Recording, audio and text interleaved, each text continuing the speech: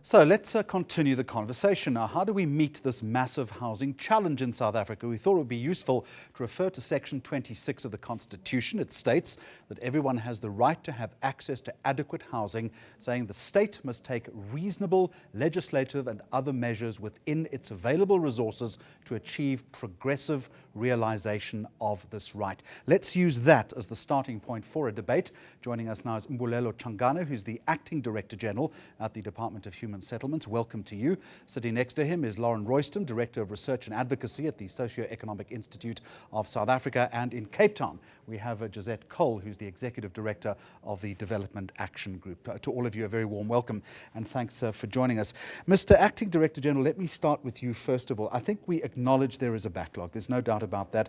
We've seen figures of anywhere between 2.3 and 2.5 million. We assume that figure is climbing. Why has government not been able to keep pace with demand? Good evening, Jeremy, and good evening to the viewers at home. Jeremy, arguably, the South African housing program is the most progressive program in the world. We started with the basics in 1994. We started with setting the fundamentals, making sure that there's policy in place, making sure that we deal with the backlog. Remember, the backlog didn't start in 1994. I understand, yeah. We've come from an era of forced removals from the cities, where the bulk of that backlog is. The bulk of the backlog is in your major 59 towns. We've delivered to date more than 3 million housing opportunities. And the bulk of those, if you look at them, it's opportunities that go to... What's the difference between a house and a housing opportunity? When we talk about a housing opportunity, we're talking about what we do as government. We give loans or subsidies to beneficiaries. We give a service site to a beneficiary. We provide basic services to beneficiaries. Right. We provide top structures. Fair enough. You still haven't told me, though, why you've been unable to keep pace with demand. Well, the demand is huge. You're talking about 2.3 million backlog, and that is not static. It's a moving backlog. It's growing every year because of migration, and migration is a global phenomenon. Every country is experiencing it, and that's one of the reasons. But right. Lauren Royston, let me bring you into the conversation. Is this just too big a problem now, with 3 million on the backlog, for government to deal with? I don't think we can afford to see it that way, Jeremy. I think that there has been substantial delivery in the past, but where we're sitting at the moment is that what we see 20 years into democracy is that poor people tend to live in poor locations or in poor buildings with poor services. So I think there is something wrong with the model. And what we would like to see is much greater emphasis on security of tenure in informal settlement upgrading. That should be done in a participative manner. And we'd also like to see that we have more affordable rental opportunities delivered for people. I think that to what extent would that alleviate the problem if you were to implement that type of model? It would go a long way to alleviating the problem, because if people are provided with tenure security and basic services in informal settlements, then there's a foundation of which they can begin to improve their lives themselves. So that's a very important consideration. How difficult would it be to implement something like tenure security? I don't think that it... Look, I mean, I think what's been going on is that we have, the model that we have is the delivery of a fully subsidized, titled house, generally on the periphery. And that there are many different elements to that delivery. So I think that if we were to see a program that was looking at informal settlement upgrading coupled to rapid land release, we would make great strides towards addressing the backlog. Right, I'll put to the Deputy Director General in just a moment the whole notion of whether the model is wrong. But Josette Cole in Cape Town, let me bring you into the conversation. You've heard our other two guests. Let me ask you this question. You're at the coalface, my understanding is, of this problem. Have many people simply given up when it comes to housing?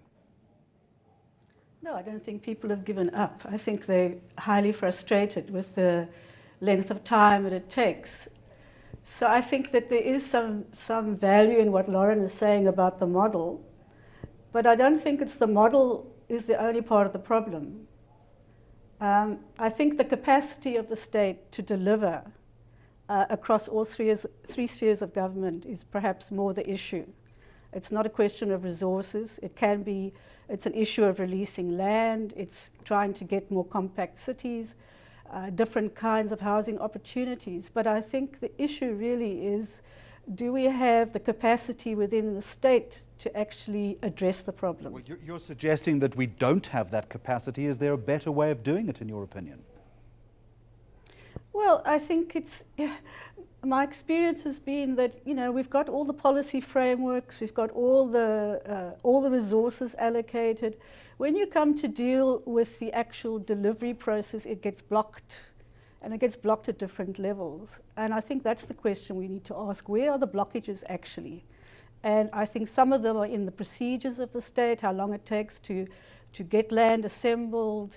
It's also got to do with the will and the willingness of senior officials and officials further down the line to actually get on with it and to make things happen. Because we don't spend the resources we have, which is an indicator that something is wrong. All right, so you've raised three important issues here. One is capacity, two is blockage within the system, and the other one, as Lauren Royston has just raised, is the funding model or the entire financial model itself. We'll put those issues to the government in just a minute. This is Newsnight.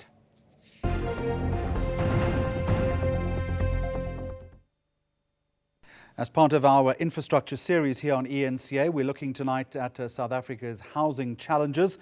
The debate this evening assessing government's plans, promises and pace of housing delivery in 20 years of democracy. Let's go back now to the Acting Director General of the Department of Human Settlements, Mbulelo Changana. Three issues raised. One was capacity to deliver, blockages within the system. I'm assuming that we're just talking about a lack of will and red tape. And the other one, as Lauren Royston raised just a little earlier, was the model itself, that is incorrect. I'd like you to respond to that. Jeremy, let's start with the funding model, the housing model itself. Within the housing program, we call it Human Settlements Program today, we have about 33 programs. The two biggest of those programs is Informal Settlements Upgrade. The second one is Integrated Residential Development Programs. Those are the two big programs that take up the 30 billion rands budget that we're administering as a department. Okay. Ms. Royston, very quickly, it seems like they're doing something.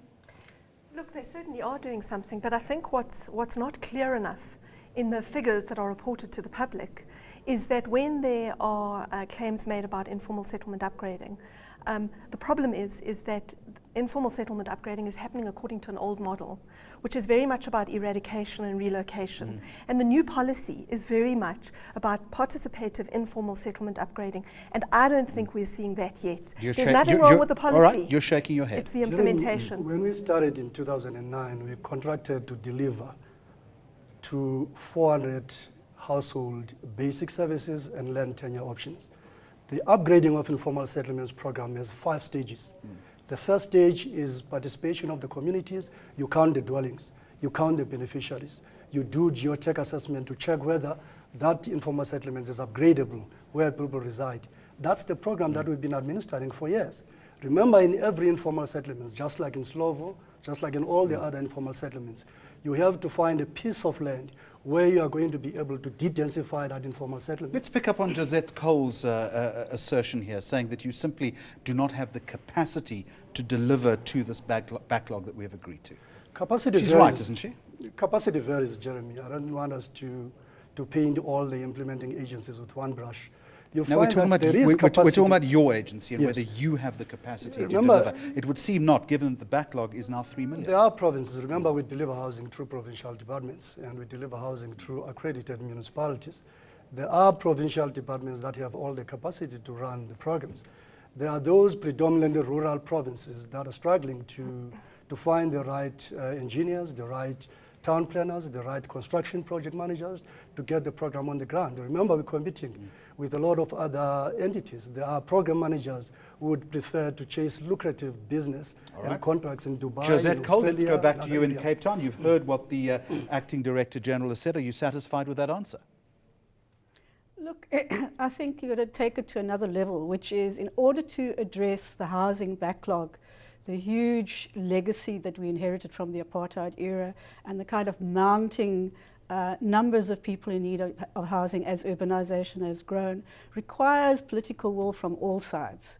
So, for example, in order to deliver the informal settlement upgrading, you need the buy-in of municipalities, not just at the level of rhetoric, but in terms of actually getting out there and doing that. And I think what's missing in our transition is a sense in which everyone is pulling in the same direction. You've got all sorts, often things get stuck at one level of government or another, or there's something happening which kind of detracts from a sense of everybody rolling up their sleeves and doing something about it.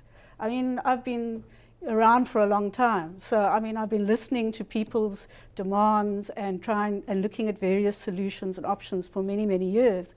And at the end of the day, it's like Helen Suzman said to me in 1998 when I was on a commission with her in the poverty hearings. She said, "For God's sake, Josette, why doesn't someone just do something?" And I'm afraid that's how I feel. I feel it's time for people to actually just recognize that housing is a huge social issue. Right. It's a political issue.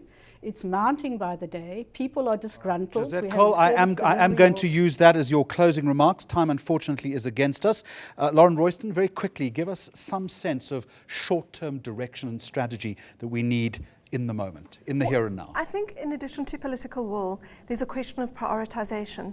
For example, in the inner city, in the city of Johannesburg, the latest census figures reveal that 51% of households in Johannesburg earn below 3,200 Rand a month. This means that interventions at the local level, at the municipal level, need to prioritize poor and low income households. And unfortunately, at the moment, they simply don't. The focus is on regeneration, and the focus is on exciting sounding initiatives like Corridors of Freedom. We want to see that poor and low income households are prioritized by the public authorities, because if they don't prioritize them, nobody else will. Mr. Chongana, I'll give you the last word on this. Jeremy, when we started in 2009, we contracted to deliver basic services to 400,000 households in informal settlements. As we speak, we're sitting at 417,000 households. We have exceeded the target that we contracted to do in 2009. The bulk of the human settlements budget goes into informal settlements upgrade. Right. That's what it's about. All right. I'm sure that you'll all agree that we've only just scratched the surface on this issue. It is, I'm sure everyone would also agree, a Herculean task to actually get this right, but gives you a taste of just how big a problem it is. My thanks to the guests tonight, Mbulelo Chongana from the Department of Human Settlements, next to him Lauren Royston from the Socio-Economic Institute of South Africa, and in Cape Town, Josette Cole from the Development Action Group. The 8 o'clock news is next.